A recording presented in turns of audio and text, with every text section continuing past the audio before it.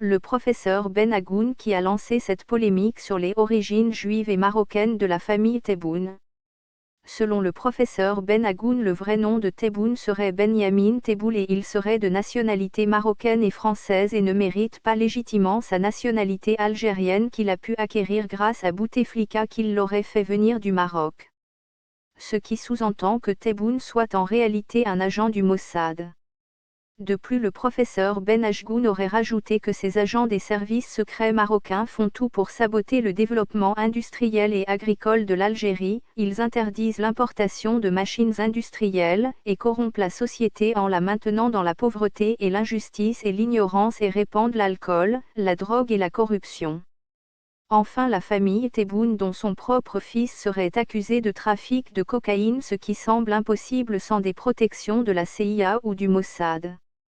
Selon le professeur Ben Agoun, Tebboune aurait de toute façon d'autres nationalités que la nationalité algérienne et donc selon la modification de la constitution faite par Bouteflika, un binational n'a pas le droit d'accéder à un haut poste comme président ou ministre ou général de l'armée. Or en Algérie presque tous les hauts postes sont occupés par des individus aux origines douteuses ou des binationaux non déclarés, marocaines ou françaises, suisses et même israéliennes et la majorité d'entre eux sont francs-maçons, ce qui pose un problème de démocratie.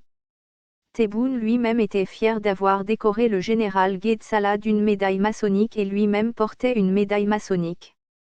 De plus, il a la morphologie d'un Marocain de Fès au Maroc et personne ne lui ressemble en Algérie.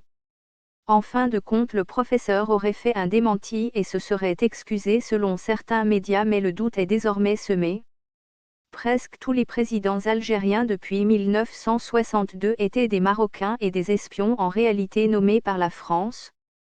Le général de Gaulle avait programmé en juin 1958 la mise au pouvoir de Ben Bella 4 ans à l'avance, avec le but de conserver 70% du pétrole algérien et les ressources minières du sous-sol et un monopole sur le Sahara, a révélé, dans une émission de radio, Jean Méot qui fut son chargé de mission de 1958 à 1960, puis PDG du groupe pétrolier El Ferrap de 1964 à 1972.